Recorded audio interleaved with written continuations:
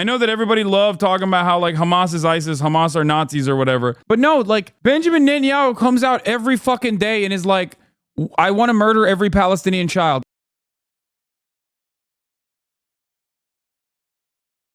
Let's talk about the Israeli Prime Minister rejecting Hamas' proposal for a Gaza ceasefire. By Marianne Mashiri, a very warm welcome to the Daily Global on BBC News. Let's start in the Middle East, where in the last hour, Israeli Prime Minister Benjamin Netanyahu has said Israel will not be satisfied with anything other than total victory over Hamas.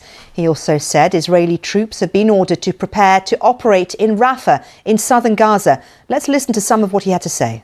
Tonight, I am here to tell you one thing. We are on our way to a complete victory. The victory is at our reach. It's not about years or decades. It's about months. The IDF is doing wonderful work. It's working systematically in order to achieve all of the goals of the war that we... This is such funny copium. Yeah, dude, no, definitely. The IDF is doing wonderful work. We love starving children and just like directly killing them with missiles. They're doing such a good job. At the political ranks have given it, which is relinquishing Hamas, releasing the hostages and making sure Gaza is not threatening Israel anymore. To begin with, I said that the final victory is our goal.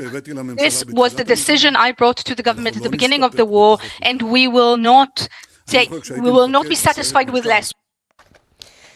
On the next half an hour, we're expecting to hear from US Secretary of State Antony Blinken following his talks with Israeli and Palestinian officials. Now, those talks come after what many people see as a positive reaction from Hamas to a proposed ceasefire deal, which was put together last week. But Mr. Blinken has now met both the Israeli Prime Minister, Benjamin Netanyahu, and President Isaac Herzog, and has described a ceasefire deal as both possible and essential. Well, some reports suggest the plan provides for a truce of at least 40 days in return for the release of civilian hostages held by Hamas. For now, though, the war, which broke out in October, continues. The Hamas-run health ministry in Gaza said at least 100 people were killed overnight, and there has been further heavy bombing of southern cities, including in Rafah. Meanwhile, Israel says 31 of the hostages held by Hamas and other groups in Gaza are now known to have died. Well, let's hear now from Mr. Blinken about the ongoing hostage situation. The hostages are foremost on our minds and in our hearts. As you know, we now have a response from Hamas to the proposal that was put on the table. Israel's first proposal literally was like, okay, guys, we have a really good idea. You release all the hostages, and then every single person within Hamas comes out and kills themselves publicly in the public square, and then maybe we'll stop killing all your children. Okay? And then that's basically what they went to the table with. This was like a month ago at this point. And remember when everybody was like, Hamas doesn't want a ceasefire. Fucking got him. Yeah. It seems like someone needs to tell you that Hamas is the people that don't want the ceasefire. Like every single fucking dude with that very specific accent, that Israeli SNL accent, I call it. It seems to me like Hamas is the real people that don't want a ceasefire. Have you told the people in America? All of the people in the West want totally Hamas to come and rape their daughters too, which is what they do. And then if you actually looked at the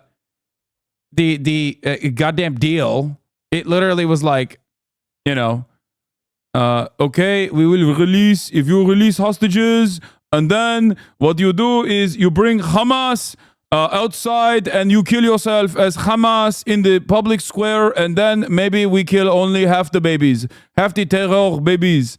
So they said no to that, understandably, and now the ceasefire deal is like actually formulated and is a little bit more normal. For the way forward, we're looking at it intensely.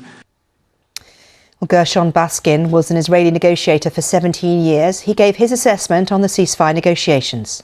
The Hamas response does enable some room to maneuver if Hamas would be willing to separate the first phase from the second and the third.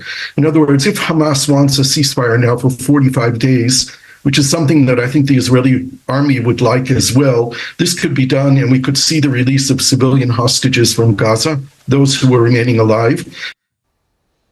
Well, with me now is BBC's chief international correspondent, Lise Doucette. And Lise, a difficult job for Mr. Blinken. This puts him in a very, very tough position. All we've had is these very public remarks by Prime Minister Netanyahu, a ferocious rebuke to these really incessant efforts by the United States and its Arab partners to come up with a plan. And it's hard to square Prime Minister Netanyahu's description of the Hamas counteroffer as delusional with the remarks we heard yesterday from the Qatari Prime Minister, a key mediator in these talks. He described it as positive. Antony Blinken, in his first remarks, we'll wait to hear from him shortly, he had said that it was the best way forward, a lot of work still to be done, but trying to give a sense that there was still something to work for. But listening to Prime Minister Netanyahu, you had a feeling that this was dead in the water. Now, he may be saying that for public effect. It is known, sources say that sometimes in private negotiations, he adopts a different tone and a greater readiness to consider proposals. But the Israelis seem to see this as an effort by Hamas to end the war on its own.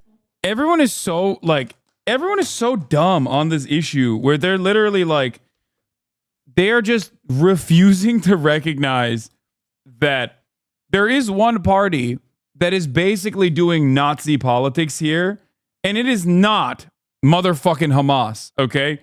I know that everybody loved talking about how like Hamas is ISIS, Hamas are Nazis or whatever, but no, like Benjamin Netanyahu comes out every fucking day and is like, I want to murder every Palestinian child. I'm so horny for murder. There is nothing that keeps me going more than murdering Palestinian children. Like every day, no two-state solution. How about no one-state solution? How about no state solution? How about a final solution?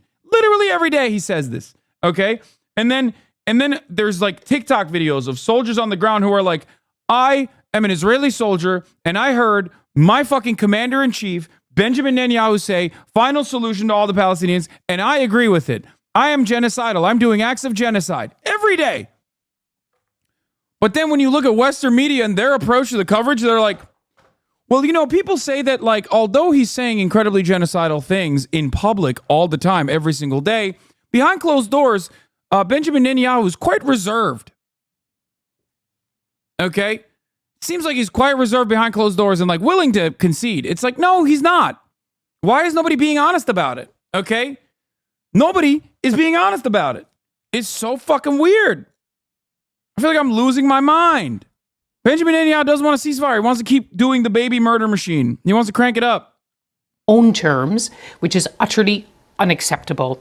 But it's interesting what Gershon Baskin said, which goes to the heart of the matter now. Is it possible to salvage something from this proposal? The Hamas counteroffer is a three-phased one over about 135 days. And the first phase, which would include a temporary pause of about 45 days, would release the most vulnerable of the hostages: women, children, the elderly, the ones of which there is greatest concern about. There's concern about all of them, but those first, in exchange for some prisoners and some desperately needed humanitarian aid. But we'll see just what kind of a tone Antony Blinken adopts. It's very, because this is all there is right now. And it's all about tone, isn't it, really? Because if you heard the tone of Mr. Netanyahu, you could feel that there was no conciliatory element in his tone at all. But there never is. His mantra has not shifted an inch. Total victory, absolute victory. And tonight he said it was within touching distance. It was a matter of months. Now, as you know, and you've reported on your program, there had been assessments by his own military team that actually they weren't that close, that Hamas was actually even in the north of the Gaza Strip, which has been razed to the ground, where Israeli forces in large part moved away from to concentrate on the south. Hamas was reestablishing civilian control. Hamas is still able to fire rockets at Israel. And of course, alarm bells are ringing right up to the UN Secretary General. Antonio Guterres said, if you carry out what you say is your plan, then to go for Rafah at the southernmost corner, where half of the population has been pushed, this would be the disaster of disasters. In the meantime, people are still dying in Gaza. We saw the Hamas Foreign Health Minister saying over 100 were killed just in the last, I think, day or so. Over 27,000 Palestinians. And of course, there are still Israeli hostages being held there. I mean, Marion, we just reported that 100 died. You know, before all this, if one person died, it would have been a story. Now, given the enormity of this staggering death toll, the United Nations says that if you try to tally up the dead, the missing, and the injured, it's actually 100,000 people, with some 17,000 children having lost one or both parents. That's a 5% of Gaza's population. And Prime Minister Netanyahu and the public opinion in Israel backs him. They want him to hit Hamas hard as well, are saying they want this war to continue.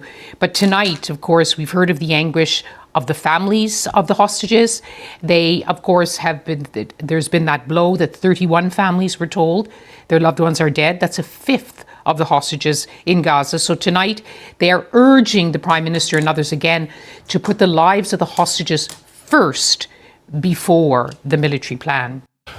In addition to all of us wanting some sort of resolution the President of the United States wants it over with because he's so underwater on the numbers regarding Gaza and Israel. I think we yesterday cited a poll where only 3 in 10 Americans think that what he's doing is a good idea.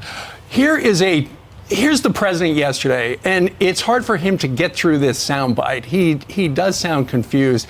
And at one point, he confuses Hamas with, like, the loyal opposition. Hamas is not a party. It's a bunch of bloodthirsty killers. Anyway, here's the president yesterday responding to a question about this hostage deal. There is some movement, and I don't want to, well, maybe choose my words. There's some movement. There's been a response from there's been a response from the opposition, but yes, I'm sorry, from Hamas, but it seems to be a little over the top. We're not sure where it is. There's a continuing negotiation right now. It's pretty unbelievable that the press has to help him out on this. Dude, I love when people come in and they're like, come on, guys, like, Biden is just a little old. He's not that bad. This doesn't read that badly on camera. That's my favorite thing that liberals try to do nowadays. He's old as fuck, but this is like the one case where he really should take his time and choose his words carefully. I mean, I don't even care that he called Hamas the opposition. That part is not that bad. I'm purely on the aesthetics of the matter. Because optics matter. Optics fucking matter. You have nothing else.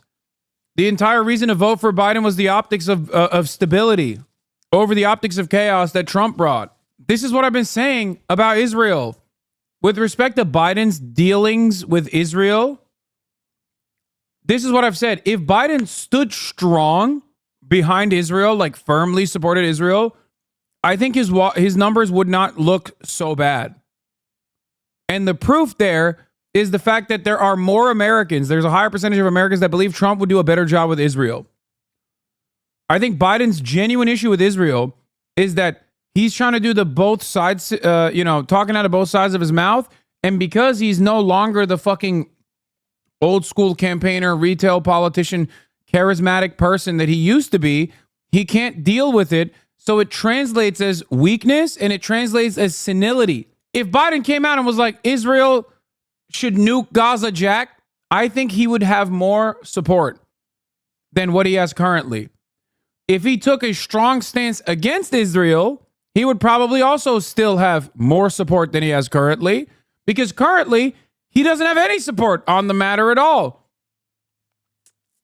Because he is trying to make it seem like he wants to rein in Israel, but everything he's doing is actually saying, go ahead, Israel. He's giving the green light to Israel to do genocide while simultaneously making it seem like on the optics front that he's quietly talking behind closed doors to bring this conflict to a fucking end. And that looks awful. Why? Because nobody believes that.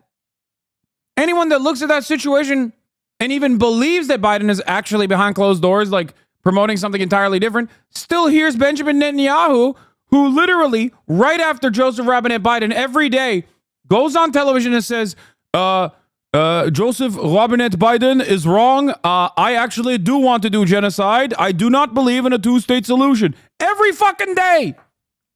That makes him look like a bitch. That makes Biden look like a bitch.